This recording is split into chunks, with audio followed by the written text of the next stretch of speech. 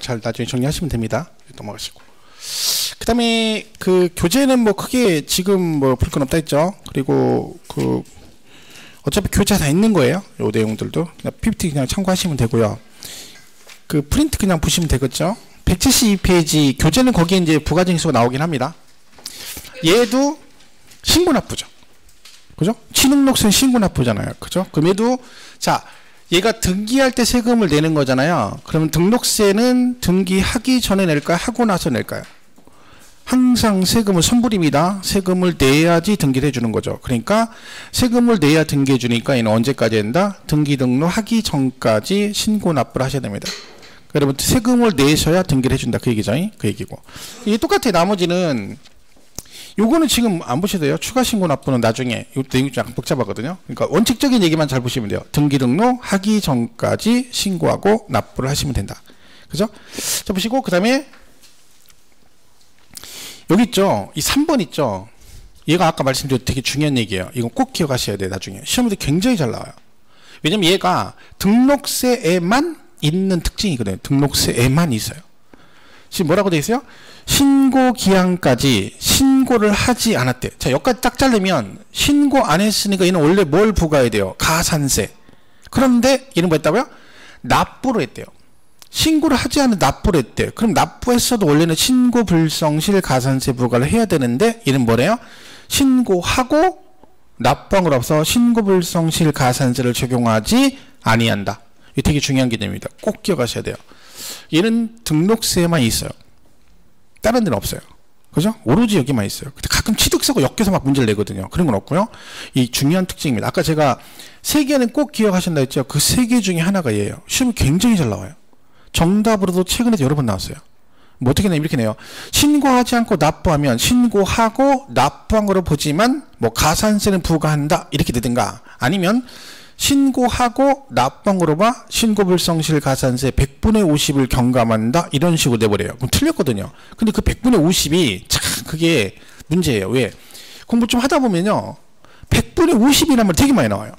여기저기. 그 다음에 그러니까 나도 모르게 시험 문제 풀다가 여기서 100분의 50을 경감한다 그러니까 걔가 익숙한 거예요. 자기도 모르게. 그러니까 얘가 뭐가 탁 목에 걸려야 되는데 얘가 슬렁슬렁 넘어가. 익숙하니까 해가지고 틀려버려. 그거 조심해야 돼요. 그죠? 그러니까 제가 말했잖아요. 술을 먹을 때도 카스, 오비, 라거 이런 거 먹으면 안 돼. 라거는 술술 넘어가. 목에 걸림이 없어. 우린 그러면 안 돼. 공부할 때 술술 넘어가면 뭐가 하다가 이렇게 문제들이 탁탁 걸려야 되거든. 그래서 카스를 먹어야 돼. 그래서 저는 그래서 맥주도 카스밖에 안 먹어요. 맥주는 안 먹어요. 왜? 다른 건 걸리는 게 없잖아. 넘어가잖아. 그죠? 우리 공부는 이렇게 가다가 뭐가 잘못된 게 탁 걸려서 이렇게 딱 눈에 들어야 되거든. 그래서 우린 카스만 먹어요. 톡 쏘는 맛으로. 그죠? 그러니까 여러분들 술 먹을 때도 카스만 먹어야지. 오비라고 이런 거 먹으면 안 돼요. 이러면 안 되는데. 그죠? 그래서 오로지 저는 카스예요. 그죠? 오늘이 주말이잖아요. 제가 일주일에 한 번씩 술 먹거든요. 오늘이 술 먹는 날이에요. 네, 오늘이에요. 제가 살 뺀다고 이제 차라리 너무 막 술을 안 먹기 시작했거든요. 그랬더니 술을 끊으니까요. 다른 건 없어요. 근데 술을 끊으니까 살이 빠져요. 요즘 배가 좀 많이 들어가서 이게 들어간 배예요. 여러분 지금 여러분 나온 거로 생각하지만 이게 들어간 거예요. 지금 들어가는 중이에요. 이게 그죠? 그래가지고 되게 몸이 좀 가볍죠.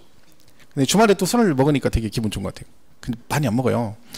와이프와 둘이 먹으면 맥주 640자 병맥주 있잖아요. 그거 둘이 쏘매갖고 먹는데 저는 그냥 맥주 먹는데 3병 먹으면 더 이상 못 먹어요. 그 제가 순수하게 2병 먹나 봐요. 640짜리. 더 먹으면 취해요. 보기는 말술인데 제가 그죠? 술이 안 받아요. 제가 받았으면 아마 두 집을 쌓였을 거예요 아마. 근데 몸에서 안 받아가지고 그죠? 이건 되게 중요한 부분이니까 엄청 나와요. 이거는 그죠? 시험에도 잘 나와. 정답으로 많이 나오는 얘기예요. 그죠? 그래서 그거는 교재도 있고요. 프린트도 있죠. 교재 어디 있냐면 이건 중요한 거니까 한번 체크를 하겠습니다. 그 173페이지 그 2번에 등록에 대한 등록 면허서 징수라고 돼 있죠. 원칙 뭐라고 돼 있어요? 신고 납부 그랬잖아요. 그래서 등록을 하기 전까지 뭐 신고하고 납부해야 된다 그런 얘기가 있네요. 그죠? 보시면 되고 뒤에 가면 지금 한 얘기가 174페이지 4번에 있어요. 그죠?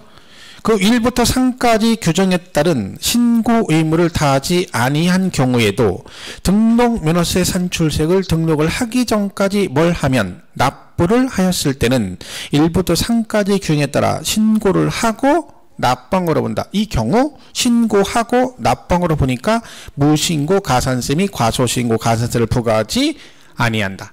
이 얘기입니다. 그죠? 그걸 잘 보시면 돼요. 나머지 거기 밑에 가산세 예외 나오죠. 보통징수 그랬잖아요. 자, 우리가 보통징수 나오면 무엇을 떠올려라? 가산세. 이렇게 같이 항상 기억하시면 돼요. 그죠? 나머지는 기억 없어요. 그러니까 여기서 오늘 한 거 중에 3번이 되게 중요하죠. 아까 과표 세율 그 부분하고 요 3번 내용은 되게 중요한 부분이니까 꼭 기억을 해 주셔야 됩니다. 나머지는 뭐 기억 없어요.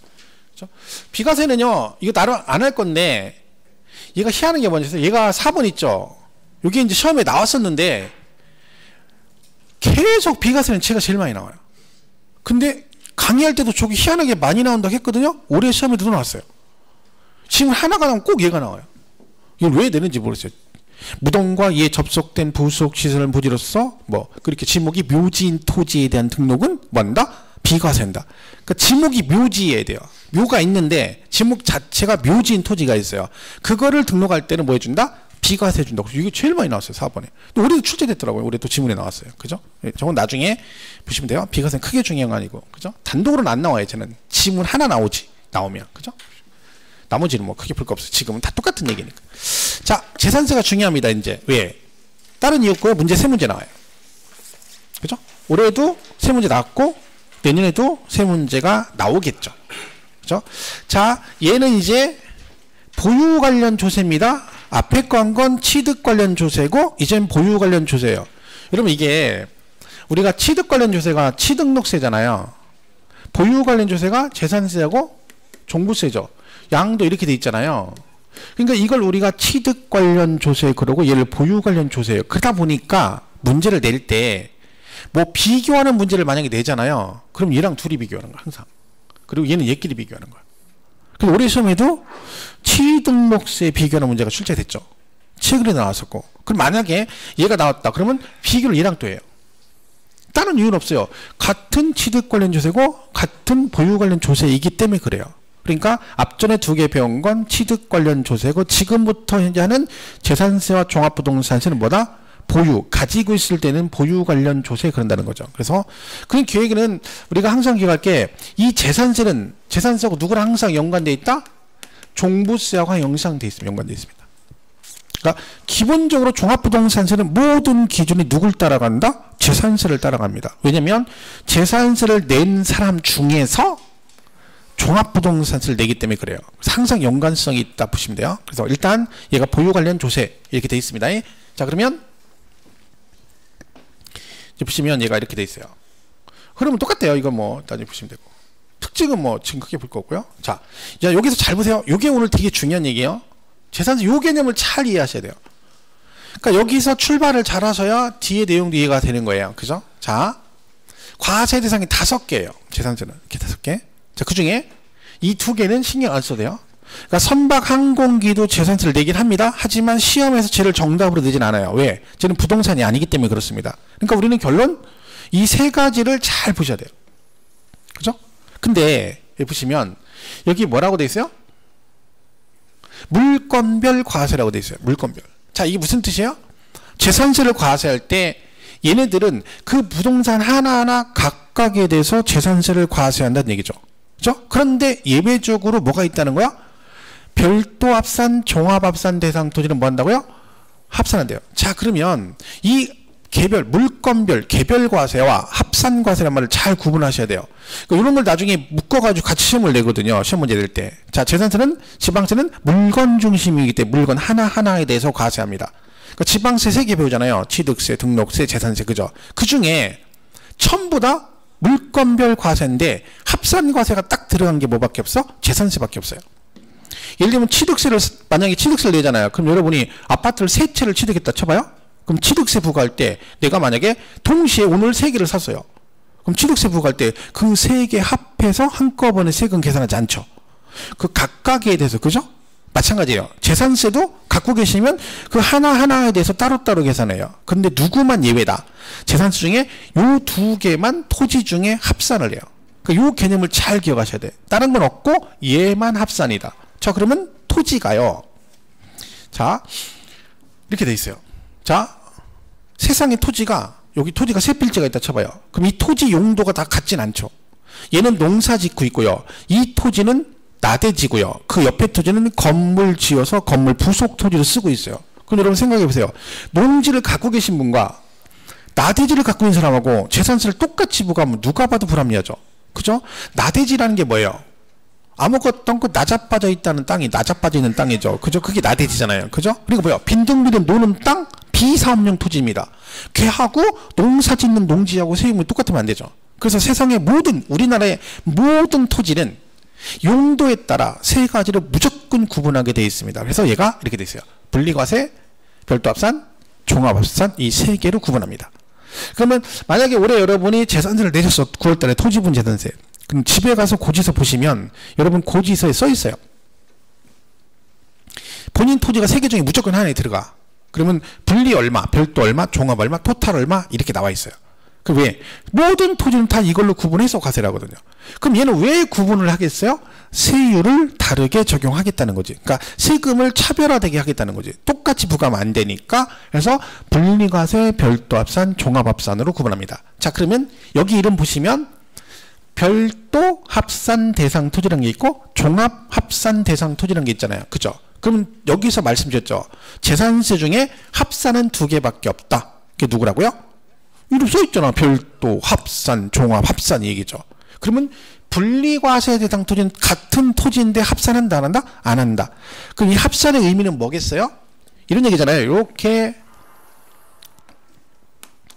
이 은평구에 여러분이 본인 명의로 별도 합산 대상 토지 두 필지를 가지고 있다 쳐봐요. 그러면 재산세 계산할 때 어떻게 한다는 거야? 이 두 개를 합해서 여기다 세율 곱해서 세금을 부과한다는 얘기지. 그죠? 종합합산 두 필지 있다. 마찬가지로 이 두 개를 합해서 그 뜻이죠. 그런데 은평구에 분리과세가 두 필지가 있어요. 그럼 재산세 계산 어떻게 한다고요? 이때는 합산하지 않고 얘 따로 이렇게 간다는 얘기입니다. 그래서 이 두 개는 합산하지 않고 얘네만 합산을 합니다. 근데 사실은 분리과세 등록지는요. 나중에 얘가 누진세율이거든요. 얘네들은. 얘는 비례세율이에요. 그러니까 여러분 비례세율은 합산 하나, 각각 하나 똑같아요. 자 보세요. 1억짜리 토지가 있고 여기 1억짜리 토지. 7억세 예를 들면 얘가 비례세율이 매매가 4%죠? 그럼 얘도 4%거든요. 이걸 두 개 샀어요. 자 그러면 얘가 400이고 얘도 400이잖아요. 그죠? 근데 이거를 두 개 합했어요. 그러면 2억 원에 몇 프로예요? 4%죠. 얼마야? 800만 원이잖아요. 그러면 따로따로 해도 400, 400이면 800이고 합해서 계산 800이에요. 그러니까 비례세율은 따로따로 계산하나 합산하나 의미가 없어요. 똑같잖아. 그죠? 근데 누진은 달라요. 누진의 뜻이 뭐예요? 과세 표준이 커지면 세율도 같이 높아져서 세금이 더 많이 나와요.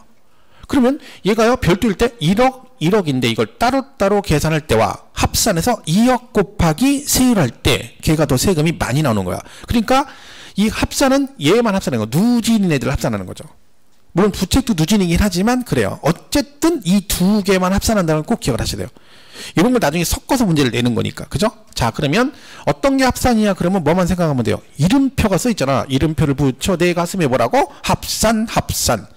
근데 이름을 여러분이 물어보면 여러분이 토지는 어떻게 구분됩니까? 분리과세와 별도합산과 종합합산으로 구분합니다. 해놓고 한 5분쯤 있다가 재산세는 합산 대상이 두 개밖에 없습니다. 뭘까요? 그러면 눈만 깜빡깜빡합니다. 제 뭐라는 겨 지금 난 금시초문인데 분명히 본인 입으로 아까 별도합산, 종합합산 해놓고 나중에 물어보면 모른다니까.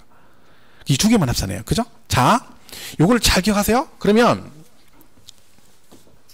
이 분리과세는 이제 뭐가 있냐면 농지 같은 게 대표적이에요. 그러니까 뭔가를 경작하는 용도로 쓰니까 분리란 말은 뭐예요? 얘네들을 같이 합산하지 않고 합산하면 세금이 많이 나오잖아요. 그러니까 얘만 따로 띄어서 분리해서 말 그대로 따로 과세한다는 얘기지. 그럼 얘는요 여기서 합산하지 않고 분리를 한다는 얘기는 분리해가지고 세율을 높은 세율을 적용하겠어요? 낮은 세율을 적용하겠어요? 낮은 세율. 농지니까 세금을 낮춰줘야 되죠. 근데 분리과세는 이제 높은 세율을 가는 두 가지가 있어요. 낮은 세율로 가는 경우도 있고 높은 세율로 가는 경우도 있어요. 근데 뭐 사치성 같은 경우는 사치성으로 썼으니까 다른 거하고 똑같이 세금 부과하면 안 되니까 따로 분리해서 높은 세율. 그러니까 목표가 두 가지가 있는 거죠. 분리과세는 낮은 세율로 가겠다. 그것도 하나 있고 높은 세율을 부과하겠다. 두 가지 원인이 있지만 이건 나중에 배울 거고요. 그 다음에 별도 합산 대상 토지 대표 주자가 일반 영업용 건축물 부속 토지입니다. 대표적으로 상가. 여러분 혹시 상가 갖고 계신 분들, 뭐 우리 기본적으로 상가 하나씩 다 갖고 계시겠죠? 기본적으로 그죠? 뭐 그죠? 있어야 돼. 저는 없어요. 개인적으로 상가는 없어요. 그죠? 하나 있어요. 건물주 그죠? 건물주가 하나 있어야 되는데 그죠? 자, 그래서 얘는 그 상가 부속 토지는 일단 다 별도라고 생각하면 돼요. 내가 상가를 갖고 있으면 토지가 별도 합산 대상 토지로 과세가 됩니다. 그죠? 그리고 종합합산 대표주는 아까 있죠. 빈둥이 노론의 나대지. 이거 이제 나대지요. 이걸 우리 양도세에서 비사업용 토지라고 하죠. 그 비사업용 토지가 종합합산 대상 토지가 비사업용 토지에 들어가요. 그러니까 걔는 종부세도 많이 나오고요. 저거는요. 양도세 세율도 높고요. 재산세도 많이 나와요. 왜? 토지를 활용을 해야 되는데 눌리니까 당연히 세금이 많이 나오죠. 그러니까 우리가 왜 이렇게 택지개발 같은 거에서 보면 다 개발했는데 어느 일정 구간 보면 이렇게 듬성듬성 개발 안 된 나대지가 있잖아요. 근데 어느 순간에 그 옆에 건물도 분양 안 됐는데 또 건물 짓잖아요. 그 이유가 여러 가지가 있는 거예요. 그 상태로 팔면 세금이 많이 나와요. 갖고 있어도 세금이 많이 나와요. 왜? 재산세 나오죠? 종합부동산세도 나대지는 5억만 초과되면 종부세가 나와요. 별도 합산은 80억 초과돼야 종부세가 나오거든요. 토지가. 근데 나대지는 뭐야? 5억 초과되면 종부세가 나요. 그럼 갖고 있으면 세금 부담이 큰 거야. 그리고 팔아도 그대로 팔면 양도세 세율도 높아요. 그러니까 건물 짓는 거야. 할 수 없이 팔려면. 왜? 그래야 세금이 덜 나오니까. 여러 가지 이유가 있는 거죠. 자, 그래서 이렇게 용도별로 3개로 나눕니다. 해서 이게 시험에 굉장히 잘 나옵니다. 근데 문제는 뭐겠어요? 얘가 나오긴 나오는데 양이 엄청나게 많아요. 그죠? 분리과세, 별도 해가지고 구분했죠. 몇백 개 되죠. 근데 그걸 시험에 내냔 말이에요. 뭐라고? 다음 중 분리과세 대상이 아닌 걸 고르시오. 이 문제를 맞추려면 이거 다 외워야 되잖아요. 못 외웁니다. 그죠? 근데 시험에 자주 나와요. 근데 생각보다 문제는 어렵잖아요. 왜 그럴까요? 출제위원도 양심이 있거든요. 지가 봐도 그건 아니거든. 아무거나 내면. 그러니까 뭘 내요? 옛날 기출을 치면 돼요. 계속 나왔던 걸 내는 거. 과거에 나왔던 거. 나중에 그래서 우리는 공부할 때 수업을 하고요. 따로 여기다가 시험에 자주 나왔던 거 이렇게 몇 개 써줘요. 그래서 그것만 그냥 보시면 돼요. 최근에 나왔던 문제도 맨날 봤던 거 막 한 수업 시간에 수십 번 했던 얘기가 정답으로 나왔어요. 무허가 건축물 부속 토지 해가지고 걔가 정답으로 나왔어요. 근데 그거는 웬만하면 다 알고 가요. 1년 내내 모의고사도 엄청나게 나오고 그런 것들이거든요. 근데 그거 위주로 나중에 보시면 돼요. 그러니까 일단 지금은 토지가 3가지로 구분하는데 이 별도와 종합 2개만 합산하고 나머지는 합산이 없다. 자, 이거고요. 자, 여기서 더 중요한 건 얘네들이에요. 자, 이걸 잘 이해를 하셔야 돼요. 여기 상가가 있어. 상가 있고 여기 주택이 있어요. 이렇게 해서 있습니다. 자, 이거를 건축물이라고 그러고 이걸 토지라고 하죠. 그죠? 마찬가지로 이렇게 되어 있습니다.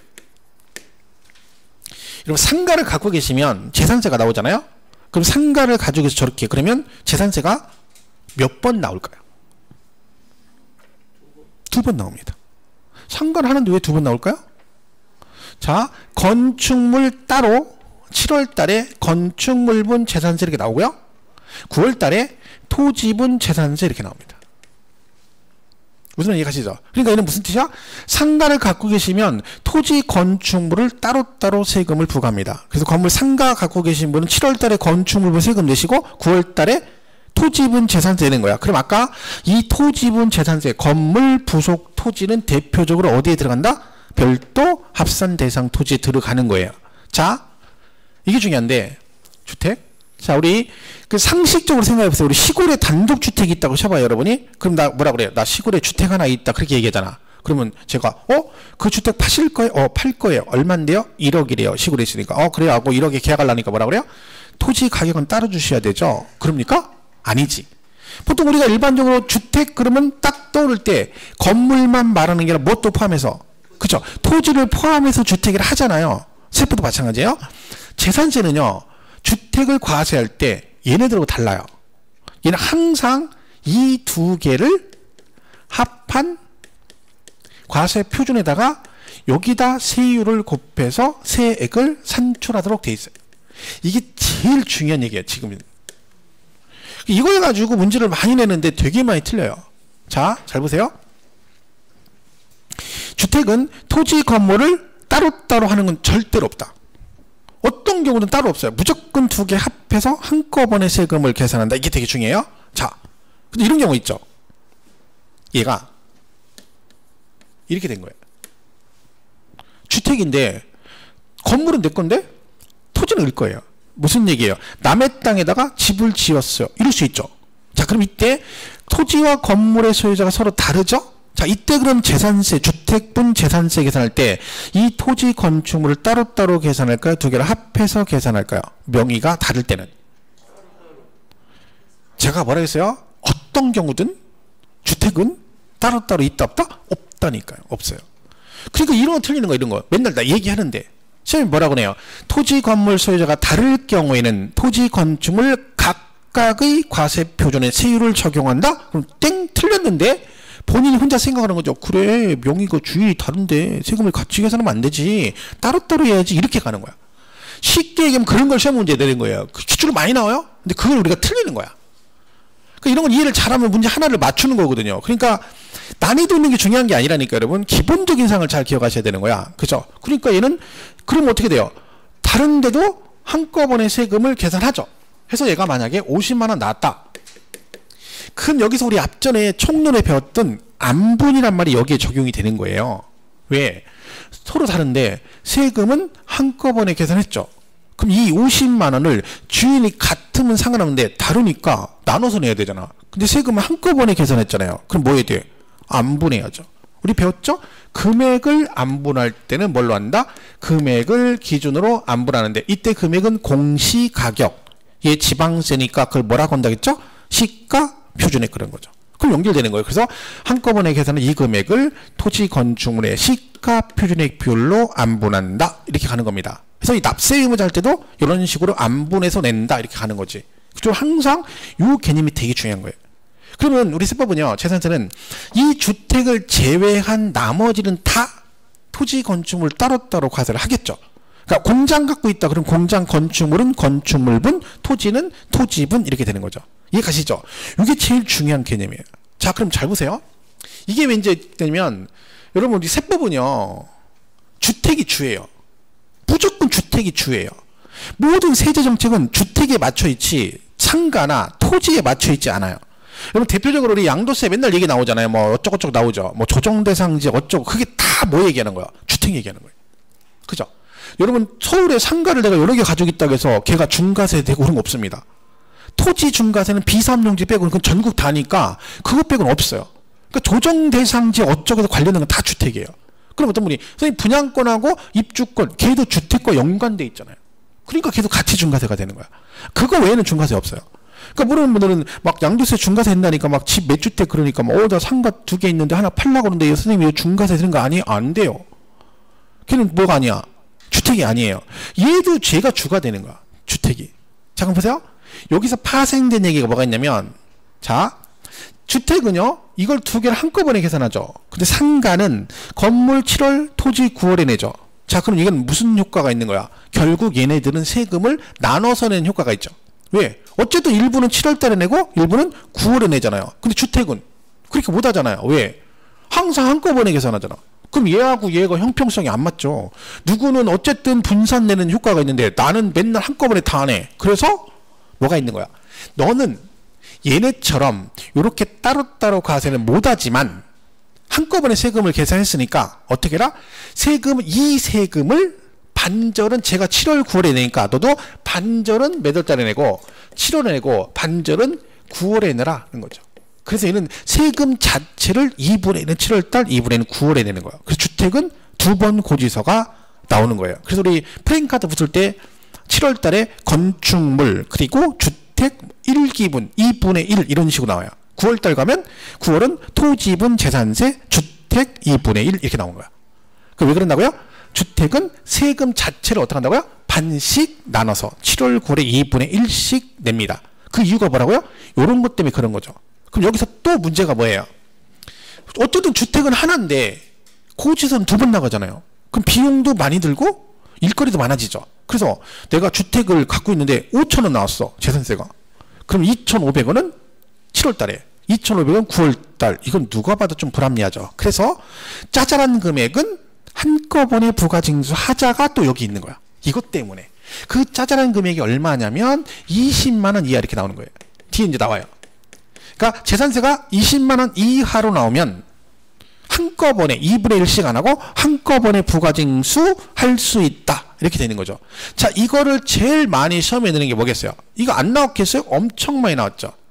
그러면 이 금액을 고치는 경우도 있는데 얘는 잘 안 고치고요. 뭘 고쳐? 토지분 재산세의 경우. 이렇게 나와요. 토지분 재산세의 경우 20만 원 이하면 이렇게 내요. 그럼 여러분은 맞았다 그러죠. 왜? 내 눈에는 누구만 보여? 너만 보여. 너가 누구요? 20만 원 이거만 보여요. 왜? 사람 심리가요. 숫자를 무조건 하게 돼 있어요. 먼저. 그리고 공부할 때도요. 숫자 나오면 되게 중요한 줄 알고 막 숫자만 동그랗게 겁나게 외워요. 그죠? 그럼 보세요. 내가 숫자를 10번 봤어요. 그럼 많이 본 게 시험에 딱 보면 제일 먼저 뭐가 먼저 보여? 많이 본 게 먼저 보이는 거예요. 항상 내가 생각해 있는 게 먼저 보이잖아요. 그러니까 숫자만 보이는 거. 그러니까 앞에 토지분은 보이지도 않아요. 20만 원 한 순간 그렇지 20만 원이야 맞았어 이러는 거예요. 그게 공부는 그거예요. 그러니까 우리 그런 경험 해보시죠. 차를 타고 가다가 차를 바꾸기로 했어. 나 이번에 티코로 바꿀 거야. 그 생각을 딱 먹으면 그 다음부터 도로 가면 온통 주변에 티코야. 그죠? 근데 그 티코가 내가 생각해서 내 거 사라고 나온 게 아니에요. 원래 걔들은 다니던 애들이야. 근데 평상시는 관심이 없다가 내 관심이 거기 쏠려버리니까 걔만 보이는 거야. 그게 그건 거지. 똑같은 거야 공부도. 그래서 우리가 지금 이러고 사는 거 아니겠어요. 그때 쏠려가지고 그 와이프를 그때 딱 말고 옆에를 봤어야 하는데 거기에 꽂혀가지고 결혼하고 나니까 지금 빼도 박도 못하고 이제 뭐 다음 생을 노리네 이런 참 안타까운 얘기를 하고 있네. 그죠? 다음 생 노리고 있는 거지. 덕 쌓는다 생각하고 돛 닦는다 생각하고 이 생에 돌을 잘 닦아야 다음 생에 우리 와이프를 안 만날 거 아니겠어요? 그죠? 그래서 열심히 돌을 닦고 있죠. 예? 잃는다고요? 상관없어요. 똑같이 얘기하니까. 그죠? 원래 부부는 한 30년 살면 몸에 죽으면 살이 나와요. 살이. 그렇지 않으면 30년 살 수가 없어. 와이프. 내가 생각해봐도 야 그런 게 아니면 살 수가 없어요. 지금도 되게 서로 많이 참거든요. 근데도 욱하고 또 사죠. 그러니까 아직도 멀었어요. 아직도 살이가 나오려면 더 있어야 돼. 그죠? 쉬운 일이 아니에요. 그죠? 그러니까 내가 말했잖아요. 여자들 농담으로라도 진짜 그게 제일 기분 나쁜 농담이에요. 악담이에요. 남편한테 다음 생에도 나랑 같이 살 거야. 이런 얘기 진짜 하면 안 돼요. 농담도 하면 안 돼요. 기분 상당히 나빠요. 근데 대놓고 택도 없는 소리네. 그냥 하지도 못하고 남편은 속으로 막 끌어. 근데 겉으로는 그래야지 뭐 당연한 얘기를 하고 있어 이렇게 얘기하고 있는 거예요. 속으로 열받죠. 장난하냐? 이렇게 그냥 하지 마. 농담이라도 서로 그런 거 하면 안 돼. 다음 생에는 다른 사람 기회를 줘야지. 그죠? 자, 그래서 요거를 잘 보셔야 돼. 20만 원 이하가 아니라 토지입은 아니고 주택이에요. 자, 그럼 잘 보세요. 그 다음에 20만 원 이하면 한꺼번에 부과한다 했잖아요. 그러면 7월달과 9월달 2번 나오잖아요. 고지서가. 그럼 둘 중에 언제 7월과 9월 중 언젠가 한꺼번에 거둘 거 아니에요? 언제? 그렇지. 이 세금이 이거예요. 만약 헷갈려 두 개가. 그러면 우리 입장에 생각하면 안 돼. 세금은 국가가 만든 거예요. 걔들이 만들었죠. 그럼 자기들 입장에서 유리하게 만드는 게 사실이죠. 그럼 세금을 거둘 때 내는 사람은 우리는 늦게 내고 싶겠죠. 근데 걷는 사람은 빨리 걷고 싶지. 그럼 얘네들이 걷어가는 거잖아. 그럼 7월과 9월 달 중에 몇 월 달에 걷고 싶겠어요? 그렇지. 7월 달. 그래서 7월 달에 한꺼번에 부가징수 할 수 있다라고 되어 있습니다. 이 세법은요. 올림픽 정신이에요. 더 빨리 더 많이. 빨리빨리 많이 빨리빨리 많이 빨리 거두니까 7월달 많이 그래서 세금도 보면 동일한 과세 물건에 2개 이상 세율이 동시에 적용된다. 그러면 높은 세율 낮은 세율 뭐겠어요? 당연히 높은 세율이에요. 그렇지. 양도세도 가면 2개면 2개 따로따로 해서 둘 중에 큰 금액을 그 세액을 한다 그러지 둘 중에 작은 금액이라고 나오는 건 없어요. 기본이 세금을 많이 내는 쪽으로 하는 거야. 빨리. 그러니까 여러분들 지금 올림픽 정신을 지금 하고 있는 거지. 몸소. 어떻게? 참가하는데 일을 가지고 지금 있잖아. 지금 참가하는데 일을 가지고 앉아 계신 거잖아. 지금은. 그죠? 아직 매달달 수준은 우리가 아니죠. 그러니까 일단 참가하다 보면 자꾸 참가하다 보면 이제 요령이 생기고 그러면 메달도 따겠죠. 그러면 우리는 동메달만 따면 합격하는 거예요. 금메달 필요 없고. 그죠? 그래서 이거는 요렇게 해서 다 연관되는 거예요. 이게 주택. 그 개념을 잘 이해하시면 돼요. 자, 근데 이제 문제가 뭐냐면 자 보세요. 여기를 이해해야 이게 다 이해한 거예요. 요렇게 은평구에 집이 두 채가 있어요. 이렇게. 이것도 시험에 참 많이 나왔던 얘기인데요. 그죠? 이렇게 두 채가 있어요. A주택과 B주택이 있어요. 자, 그러면 이때 재산세 계산할 때 이 A주택과 B주택 주택을 합산해서 재산세를 계산할까요? 따로따로 계산할까요? 그러니까 이게 헷갈리는 거예요. 이게 시험은 이렇게 되는 거예요. 그죠? 자, A주택과 B주택을 합산하지 않습니다. 그럼 속에 욕해요. 순간. 야, 네가 지금 아까 말해서 여지까지 열별투하면서 주택은 어떤 경우든 따로 없고 합산한다 그러더니 지금 아니라고 욕하죠. 속으로. 그죠? 자, 물건별 과세죠. 그죠? 주택을 2개 갖고 있으면 이 주택과 이 주택을 합산하지 않습니다. 그런데 A주택도 토지 건축물 합산해서 세금을 계산하고 B주택도 토지 건물 합해서 계산하는 거야.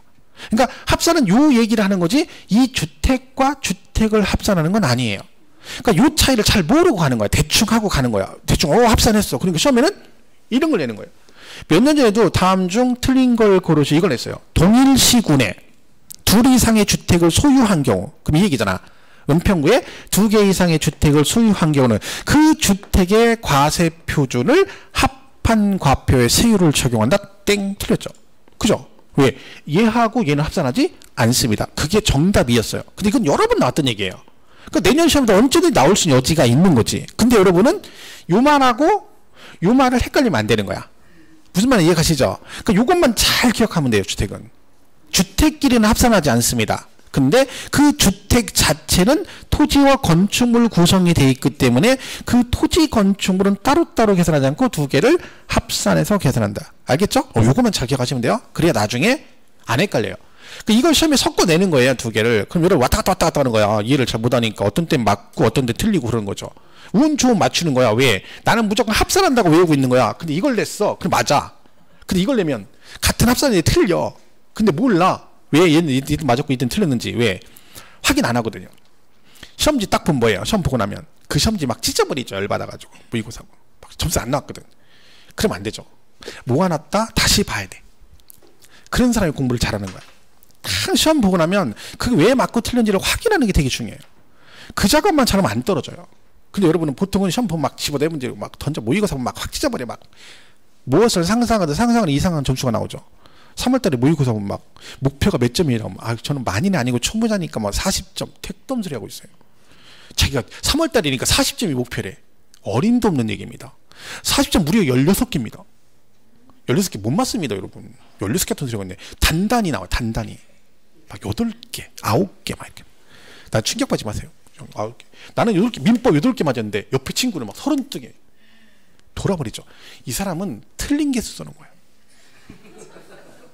쪽팔려가지고. 맞은 개수 쓰면 쪽팔리니까 8개만 있잖아. 근데 똑같은 8개인데 여러분은 맞은 개수 8개 쓰는 거고 상대방은 틀린 거 32개 쓰는 거야. 근데 이걸 보고 충격받을 필요가 없어. 왜? 똑같아. 그죠? 실력이 거기서 거기거든요. 초장에는. 그죠? 이것만 잘 기억하시면 돼요. 요 개념만 잘 기억하시면 됩니다. 자, 그래서 그 교재는 뭐 특별하게 볼 건 없고요. 거기 그 183페이지 보면 과세 주체란 말이 나와요. 거기 과세 주체. 그 프린트는 없어요. 교재 잠깐 보세요. 183페이지 과세 주체 있죠. 그 원칙에 얘가 시군 구세잖아요. 그죠? 그럼 거기 뭐라고 되냐면 과세 대상 재산의 소재지를 관할하는 시군구가 재산세 과세 주체이다 그랬죠? 그런데 예외에 보면 특별시 관할 구역에 있는 구의 경우 재산세는 특별시세 및 구세인 재산세로 한다라고 되어 있죠. 그죠? 자, 이게 무슨 얘기예요? 서울시는 재산세를 거두면 원래 구청 재산으로 가잖아요. 근데 은평구에서 재산세를 거두면 그걸 전부 다 은평구 재정으로 가져가는 게 아니라 서울시하고 반절씩 나눈다는 얘기예요. 그러니까 50%를 서울시에서 가져갑니다. 근데 얘가 원래 구세잖아요. 그걸 서울시에서 가져가는 게 아니라 가져와서 다시 재분배를 해요. 구청에다가. 그럼 이걸 왜 돈을 줄 건데 왜 그렇게 하겠어요? 이 서울에 25개 구청이 있잖아요. 근데 강남 상구하고 그 외 지역하고 재정책이 너무 차이 나요. 왜? 그쪽 부동산 가격이 비싸니까 재산세가 너무 차이 나는 거야. 같은 서울시인데. 그래서 이 격차를 줄이기 위해서 서울시에서 50%를 가져와서 다시 재분배할 때 어떻게 해요? 재정이 약한 구청이 더 줘요. 그러면 격차가 줄어드는 거지. 그래서 서울시만 그렇게 해요. 그러니까 혹시나 문제 풀 때 서울시 얘기가 나왔는데 서울시는 재산세가 특별시세 및 구세인 재산세라 이러면 틀렸다 그러시면 안 되는 거예요. 그러니까 이걸 잘 들으면 뉴스 볼 때 그 서초구청장이 재산세 낮춘다고 한참 얘기 나왔었죠. 혹시 보셨나 모르겠네. 그죠? 근데 서울시도 반대하죠. 안 된다고. 그러니까 구청에서는 뭐라 그래요? 우리는 하겠다. 그러니까 나중에 걔가 뭐라 그러냐면 서초구청장이 우리 구청목 그러니까 50% 일단 서울시에서 가져가잖아요. 그 순수하게 일단 자기가 할 수 있는 건 몇 프로야? 나머지 50%는 구재정이니까 그건 구청장이 의회에서 하면 마음대로 할 수 있거든요. 그러니까 자기 목인 그 구청 재산세 목 그거를 낮추겠다. 이런 식으로 얘기하는 거 뉴스 할 때. 그리고 그거 들으면 우리는 모르잖아요. 모르니까 제가 뭔 얘기하는지 몰라. 왜 갑자기 쟤는 뭐 서울시장 한대로 얘는 이래. 근데 이걸 알면 아 그게 그런 얘기구나. 그래서 저 구청장이 그 얘기를 하는구나. 이렇게 이해할 수 있는 거지. 근데 그 얘기를 왜 했을까요? 구민을 위해서 아니죠. 그거 하거나 좀 이따 얼마 전에 뭐라 그랬어요? 서울시장 나오겠답니다. 막 이렇게 얘기가 되는 거지. 그 서초구청장이 여잔데 서울시장 출마한대잖아. 그 한참 뉴스 막 좀 받고 막 구청 재정 어쩌고 하더니 이제 서울시장 나온다고 지금 뭐 얘기하고 있죠. 그죠? 그것도 뭐 되겠어요. 그랬더니 노무현 대통령도 처음에 1%였대. 그 저희가 지지율이. 근데 자기도 충분히 가능하다 이렇게 얘기하는 거죠. 근데 뭐 되겠습니까? 지금 쟁쟁한 애들이 많이 있는데 그죠? 자 그래서 그거 나오면 혹시 나오면 둘이 공동과세다 및 구세 그러면 맞는 지문이다라고만 이해하시면 돼요. 그죠? 잠시만. 나머지는 뒤에 넘어가면 184페이지에 과세 대상 나오죠. 자 거기 잘 보시면 뭐라고 돼 있냐면 과세 대상에 박스 펴 있죠. 토지 그래가지고 뭐라고 돼 있어요? 분리과세 대상은 오른쪽에 뭐라고 돼 있어요? 개별과세라고 돼 있죠. 합산하지 않는다는 얘기잖아. 그죠? 그리고 합산 대상 토지는 합산이니까 합산과세한대요. 그 합산과세 대상 토지가 뭐겠어요? 별도 합산 대상 토지와 종합합산 대상 토지겠죠. 그죠? 그리고 그 토지 밑에 화살표로 주택의 부속 토지는 제외라고 돼 있죠. 자, 여러분 보세요.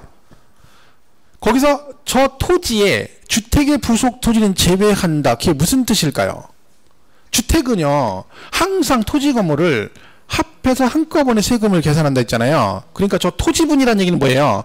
토지만 따로 과세한다는 얘기잖아요. 그러니까 만약에 주택의 부속 토지가 여기서 말하는 토지에 포함된다 그래 버리면 무슨 뜻이 돼버려? 주택도 토지 건축물 따로따로 과세한다 이런 의미가 돼버리잖아요. 그러니까 이 주택의 토지 건축물은 여기서 말하는 토지와 건축물에 포함하지 않는 거지. 그죠? 그래서 거기 주택의 부속 토지는 제외라고 돼 있고 밑에 건축물에도 화살표로 뭐라고 돼 있어요?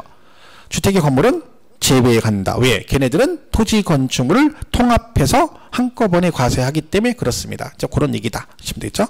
자, 그래서 뭐 쭉 토지 건축물 설명되어 있는데 그건 읽을 필요가 없는 얘기들이죠. 그래서 보시면 돼요. 뒷장 넘어가면 186페이지에 3번에 주택이란 말이 있어요. 그죠? 그죠? 여기 보시면 주택이란 동그라미 1번에 주택법에 따른 주택을 말한다. 그랬잖아요. 그죠? 이 경우 토지와 건축물의 범위에서 주택은 뭐한다? 제외에 간다. 그게 그 얘기입니다. 그리고 그 밑에 주택법상 주택에서 토지를 포함한다. 그런 개념이 거기 써 있는 겁니다. 이렇게 보시면 돼요. 자, 여기 보시면, 자, 재산세 대상 이거잖아요. 자, 근데 우리가 재산세를 내고 나면 나중에 또 뭐 뜨네요? 종합부동산세 내거든요. 그 중에서 이 중에 종합부동산세 대상이 딱 3개가 있는 거죠. 뭘까요? 주택은 주택이죠? 주택인데 주택은 종부세 냅니다. 근데 별장은 종부세 안 냅니다. 네, 왜 이제 별장 얘기가 나오냐면 이 주택 이게 나중에 굉장히 중요한 개념인데 별장도요 주택하고 똑같이 봐요. 왜냐면 여러분 별장을 세법에서 별장을 뭐라고 하냐면 우리가 보통 별장 그러면 뭐가 떠올라요? 일반적으로 뭐 자청육 500호 배산 임민수 막 이런 거잖아요. 자청육 500호에다가 배산 임민수 뒤에 산이 있고 앞에 물 막 그죠? 물 쫙 흐르고 잔디밭 쫙 깔려 있고 그런 걸 이제 별장 그러잖아요. 그죠? 잔디 깔려 있고 이쪽에 소나무 하나 멋있는 거 있고 그 밑에 그네 매달려 있고 이런 게 우리가 보통 별장 그러잖아요. TV 나오는 별장. 세법의 별장은요. 그게 아니라 이렇게 표현해요. 주거용 건축물인데 평상시 거주 목적인데 여기서 늘 주거용으로 쓰면 주택. 휴양, 피서, 놀이 등의 용도로 쓰면 별장이에요. 그럼 주택은 별장과 주택의 차이점은요. 같은 그러면 여러분 사용하는 아파트 있죠. 현재 아파트. 아파트는 세법상 별장이 될 수 있을까요? 없을까요? 있어요. 왜? 아파트를 뭘로 써? 별장, 휴양, 피서, 놀이 등의 용도로 쓰면 별장이고 늘 주거용으로 쓰면 주택이에요. 지금 우리가 평상시 거주 목적으로 쓰니까 걔를 뭐라고 하는 거야? 주택이라 하는 거야. 근데 그걸 휴양, 피서, 놀이 등의 용도로 써버리면 걔는 별장이 돼버리는 거지.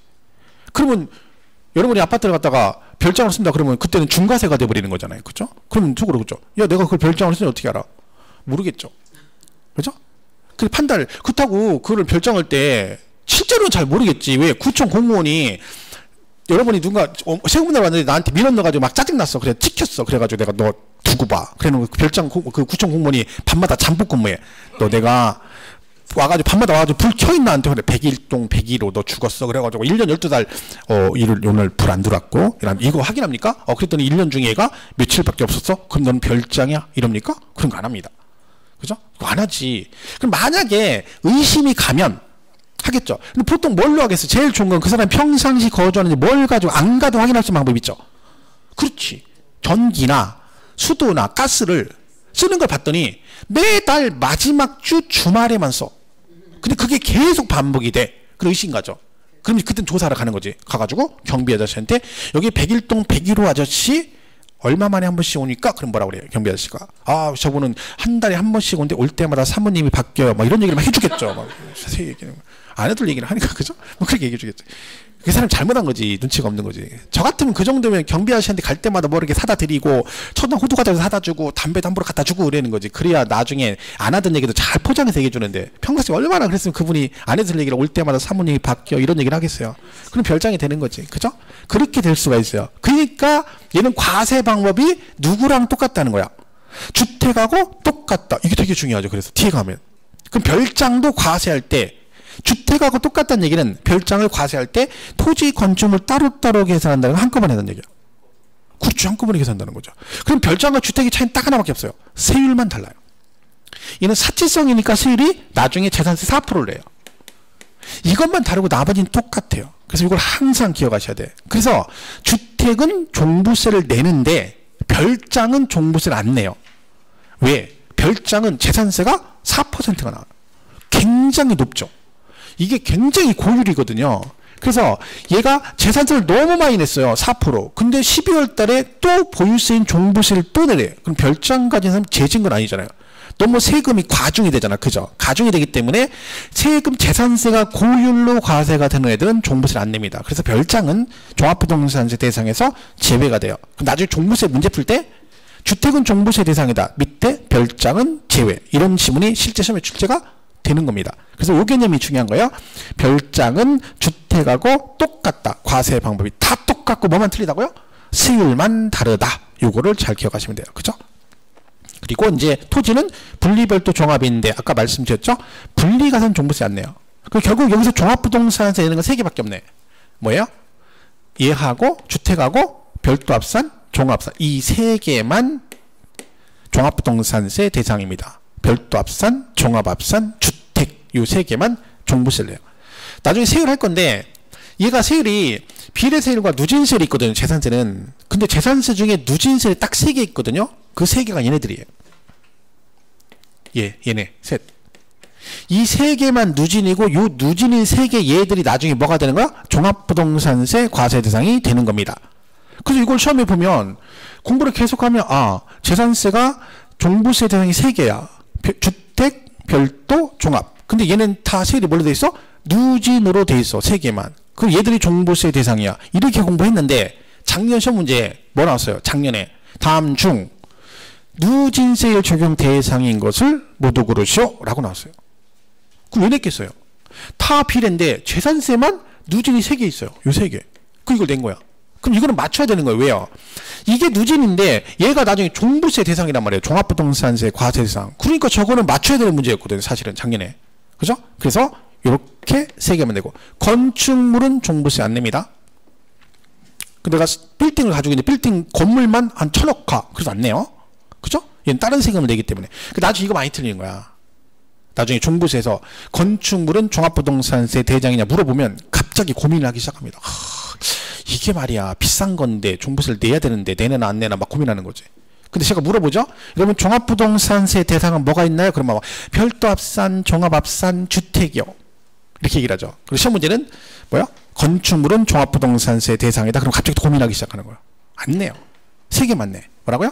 주택, 별도, 종합. 이것만 나중에 종합부동산세 대상이 된다. 항상 얘는 재산세랑 연관져서 생각을 하셔야 됩니다. 이 종부세는. 그죠?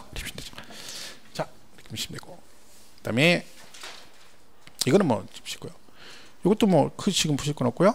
자, 나머지는 뭐 크게 지금 안 보셔도 돼요. 보시고 어디를 보시냐면 이제 넘어가서 그 188페이지가 아까 제가 토지 분리별도 종합이 있다고 했잖아요. 그게요. 한번 여러분 보고 판단해보세요. 이걸 외워야 되나. 188페이지부터 지금 188, 89, 90, 91, 92, 93, 94, 95, 96, 97, 98, 99 200, 201, 202, 203, 204 어우 장난 아니죠. 205 거기 204페이지까지가 분리별도 종합 구분한 거예요. 그걸 싹 외워가지고 한 문제 맞추는 거죠. 때려쳐야죠. 이걸 왜 합니까? 그죠? 이렇게는 못 맞춘다는 거지. 이게 너무 많잖아요. 그죠? 이 중에 시험이 되게 잘 나온다 했죠. 근데 말씀드렸죠. 기출 나왔던 거 거의 나온다는 거. 기출 나왔던 거. 그죠? 나중에 기출 나왔던 거 위주로 공부를 할 거니까 여러분 크게 신경 안 써도 돼요. 그죠? 그러니까 요거는 나중에 정리를 해서 공부를 할 겁니다. 해보시고. 자, 그 다음에 206페이지 가면 납세 의무자가 나와요. 자, 요게 되게 중요하죠. 그 재산세에서 제일 시험에 많이 나오는 게 납세 의무자예요. 얘가 영순이에요. 영순이. 올해 시험에 안 나왔나요? 나왔어요. 근데 올해 시험에는요, 단독으로 문제 안 나오고 지문 하나 나왔어요. 얘는 거의요, 지문으로 나오든가 아니면 단독으로 나오든가 거의 이제까지 재산세 파트 중에서 가장 많이, 그러니까 31번 시험을 봤거든요. 한 10대 번 나왔어요. 얘가. 그러니까 내년에도 얘는 공부할 때 재산세 파트는 뭐는 나온다고 생각해야 돼. 그냥 납세 의무자 나온다 생각하고 문제를 푸는 게 좋아요. 나오든 안 나오든 걔가 영순이라는 거지. 이 얘기 똑같이 했겠죠. 근데 올해는 지문이 나왔어요. 지문 하나가. 어쨌든 그 지문 모르면 그 문제 하나 틀리는 거잖아요. 그죠? 그래서 이걸 잘 보셔야 돼요. 자, 납세 의무자는요, 이게 다예요. 근데 일반적인 경우 뭐라고 돼 있어요? 사실상 소유자. 자, 이 개념을 잘 이해하시면 돼요. 자, 얘는 원칙이 이렇대요.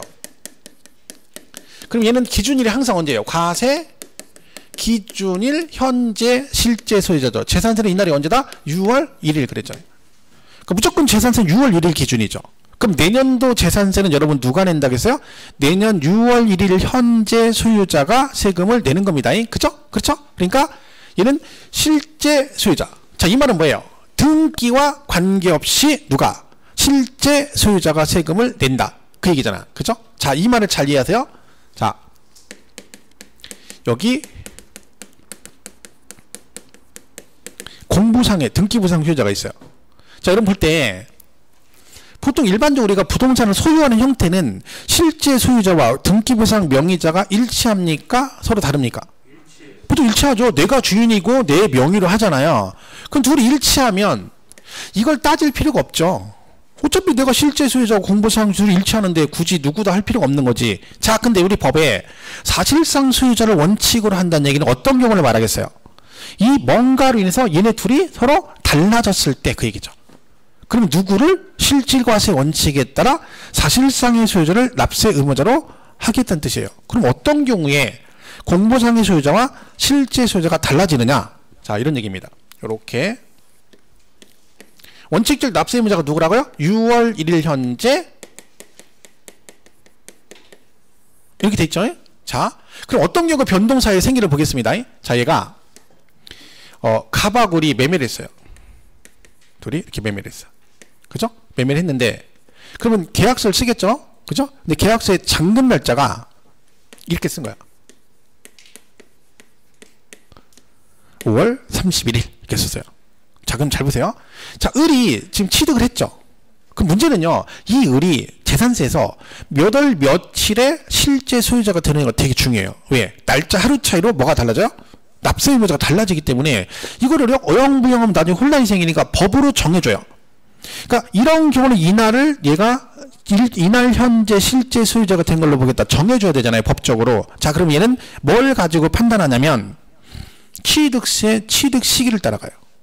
우리 취득세 취득 시기 배웠죠. 유상승계 국수공판장은 실제 잔금 지급일, 개인 간 거래는 계약서상 잔금 지급, 그거 있죠. 거기를 따라가요. 자, 개인끼리 매매했죠. 그럼 취득세에서 을은 언제 취득한 걸로 보나요? 개인 간 거래는 계약서상의 잔금 지급일을 취득일로 보죠. 그러면 세법에서 취득세에서 을이 5월 31일에 계약서를 써서 잔금 날짜니까 이날 얘가 이 재산을 취득한 걸로 본다겠죠? 그럼 재산세도 얘가 언제? 5월 31일에 뭐가 된 걸로 봐? 사실상 소유자가 된 걸로 보겠다는 얘기지. 이 앞으로 승기가 넘어왔건 안 넘어왔건 이날을 실제 소유자가 된 걸로 보겠다. 그러니까 결론 을은 이렇게 계약서를 쓰면 을은 5월 31일에 뭐가 된 거예요? 실제 소유자가 된 걸로 보겠다. 그런 뜻입니다. 그럼 이렇게 해버리면 6월 1일 현재 실제 소유자가 재산세 납세 의무자니까 을은 5월 31일에 이미 실제 소유자가 됐으니까 이때 납세 의무자는 누가 되겠어요? 을이 되겠죠. 왜? 그 전날 이미 됐으니까 이날 기준으로 얘가 납세 의무자가 되는 거지. 이 얘기예요. 자, 근데 문제는 자 6월 1일 됐어요. 등기가 을 앞으로 넘어가면 좋은데 안 넘어갈 수도 있잖아요. 왜? 이건 지금 등기했건 안 했건 이걸로 실제 소유자를 판단하는 거잖아요. 근데 이날이 계약서의 잔금 날짜면 6월 1일에 을 앞으로 등기가 안 넘어갈 수도 있죠. 왜? 잔금 치고 하려면 시간이 더 필요하잖아요. 그래서 다음날 갔는데 아직도 등기가 누구 앞으로 돼 있어? 갑의 앞으로 돼 있는 거지. 그래서 갑을 뭐라고 그래요? 공부상 소유자라고 그러죠. 등기부상 명의자. 그죠? 이렇게 되는 거지. 자, 그럼 이 얘기죠. 매매 등으로 소유권 변동 사유가 생겼는데 등기가 이행되지 않아서 실제 소유자와 공부상 소유자가 서로 다르게 되면 누구를 사실상의 소유자를 납세 의무자로 하겠다.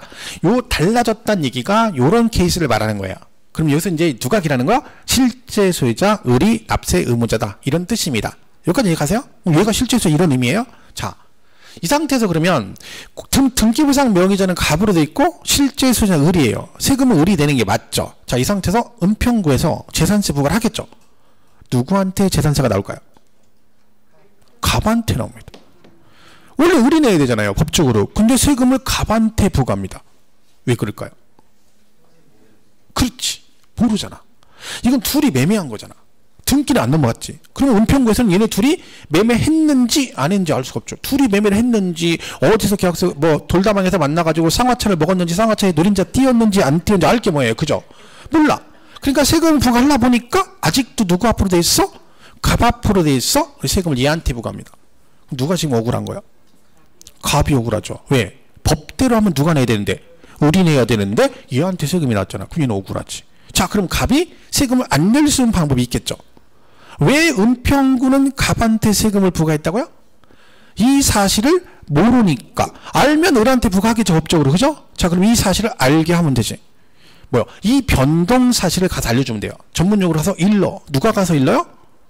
그렇지. 항상 일리는 건 아쉬운 놈이 일리는 거야. 아쉬운 사람이. 그러면서 아쉬운 사람 누구예요? 갑이죠. 을은 아쉬울 게 하나도 없어요. 왜? 어차피 자기는 법적인 납세 의무자는 맞는데 얘가 신고를 안 해버리면 모르면 자기는 안 내도 되거든. 그러니까 을은 숨도 안 쉬고 가만히 있는 거예요. 숨도 안 쉬고. 그죠? 그럼 을은 세금 안 내려고 숨 안 쉬고 있어.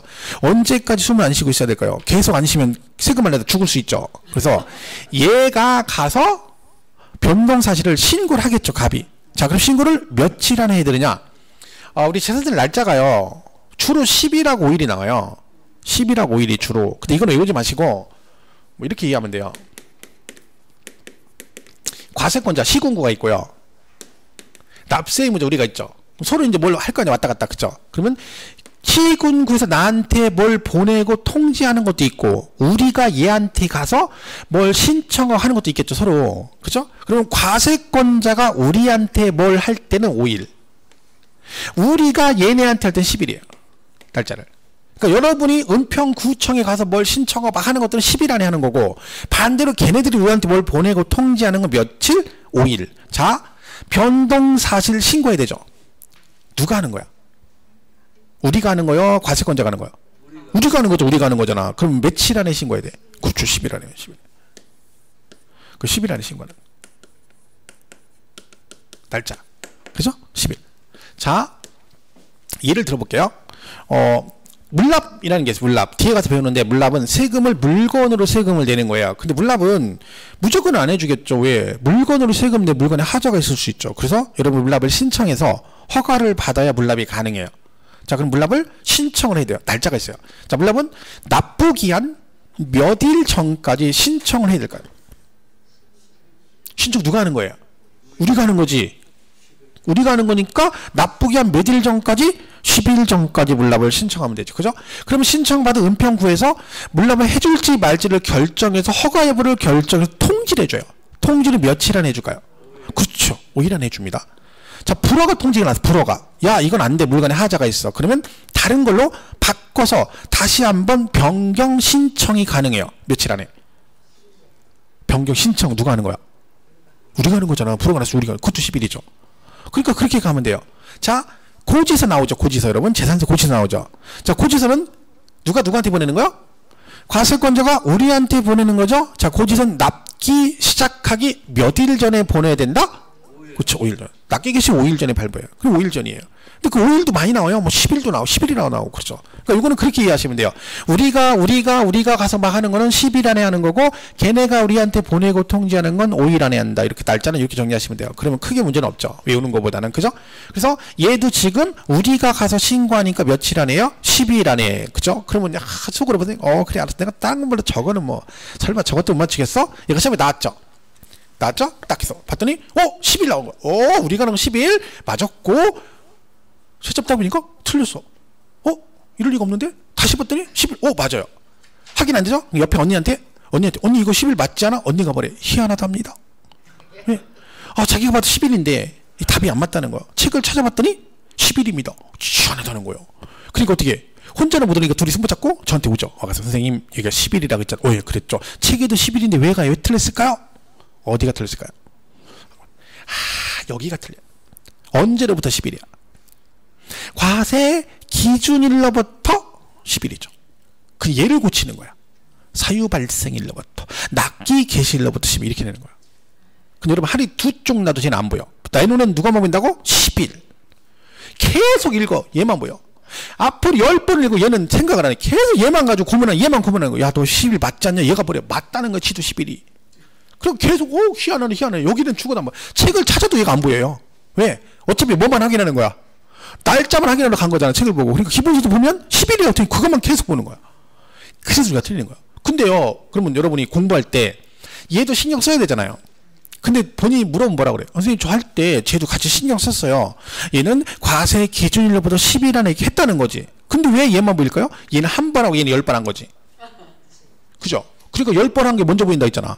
더군다나 얘는 숫자고. 그럼 여러분이 언제 내가 도대체 얘는 한 번 보고 얘는 10번 봤는지 어떻게 알 수 있냐? 문제를 풀어보면 하는 거예요. 문제를 풀어보면. 문제를 풀어봤더니 얘는 얘만 보여. 그 얘기는 공부할 때 얘는 신경 안 썼다는 얘기죠. 그래서 문제를 풀어보고 나서 나중에 여기가 내가 틀릴 수 있구나 이걸 깨달아서 공부할 때 여기를 체크했다가 이것도 조심해야지 이걸 자꾸자꾸 해줘야 돼요. 그래 나중에 얘가 틀리면 얘가 눈에 보이는데 여러분은 풀고 집어 던져버려. 그러니까 다음에 제가 또 틀리면 또 나오면 또 틀리고 계속 그렇게 되는 거죠. 그걸 나중에 하는 거지. 지금 말고. 왜? 기본이 돼야 나중에 문제를 풀어도 뭔 얘기인지 아는 거지. 처음부터 막 문제 막 푼다고 하는 건 아니잖아요. 그래서 항상 얘를 물어볼 때 공부할 때 어떻게 해야 되는 거야? 변동사유 신고를 며칠 안에 합니까? 그럼 10일 안에 그러면 안 되고 과세 기준일로부터 10일 안에 신고합니다. 그럼 신고하면 실제 소유자가 되고 안 하면 공보상 소유자가 된다. 이게 사실상 소유자의 뜻입니다. 자, 하나 더. 만약에 계약서를 쓰다 보면 이렇게 쓸 수 있잖아요. 잔금 날짜가 6월 1일이야. 그죠? 이럴 수 있죠. 그죠? 계약 쓰다 보면 여러 가지 있잖아요. 이렇게 썼어, 만약에. 5월 31일이 아니라 6월 1일로 계약서에 잔금 날짜 썼어요. 납세 의무자는 누굴까요? 둘 중에. 얘를 이제 뭐라고 하냐면 얘를 양도인 그러고 얘를 양수인 그래요. 둘 중에 누굴까요? 그러니까 매도, 매수. 이거죠. 그러면 이 논리대로 하면 돼. 아까 요거 한 것처럼. 그럼 이 논리라면 을이 6월 1일에 뭐가 됐다는 거야? 사실상 소유자가 된 걸로 본다는 얘기잖아요. 그죠? 여기 뭐라고 돼 있어요? 6월 1일 현재 사실상 소유자가 납세 의무자다 했죠. 그럼 6월 1일까지 누가 낸다는 거야? 매수. 양수인이 재산세 납세 의무자예요. 그럼 여러분이 만약에 내년에 내가 부동산을 취득할 예정이다. 살 예정이다. 그러면 계약서의 잔금 날짜를 여러분이 재산세 안 내려면 언제로 가야 돼? 6월 2일로 가야지. 6월 1일까지는 매수가 된다니까. 6월 1일까지는 매수가 되는 거야. 그러니까 여러분이 살 생각이면 계약서의 잔금날 6월 2일로 가야지 6월 1일까지는 매수인이 재산세 납세 의무자가 되는 겁니다. 반대로 파는 사람은 재산세 안 내려면 죽으나서나 계약서 잔금날 6월 1일까지로 해야 돼요. 왜? 6월 1일 지나면 매도가 세금을 내기 때문에 그렇습니다. 그죠? 하루 차이로 재산세 납세 의무자 달라지죠. 왜? 어쩔 수 없어요. 날짜가 6월 1일 기준이니까 하루 차이로 누가 내고 결정이 되는 겁니다. 그거를 이제 개인 간 취득세, 취득 시기를 가지고 판단한다. 이렇게 보시면 됩니다. 자, 정리하면 매매 등으로 소유권 변동 사유가 생겼는데 등기가 이행되지 않아서 실제와 공보상 소유자가 다르면 사실상의 소유자를 납세 의무자를 하는데 이때 이런 뭐이다? 공보상 소유자가 신고를 해줘야 된다. 며칠 안에 과세 기준일로부터 10일 안에 신고를 해준다. 안 하면 공보상 소유자가 되는 거고요. 6월 1일 현재 양도 양수되면 누구? 양수인이 납세 의무자가 된다. 했죠? 이렇게 해서 여기까지 하고 잠깐 쉬었다 가겠습니다.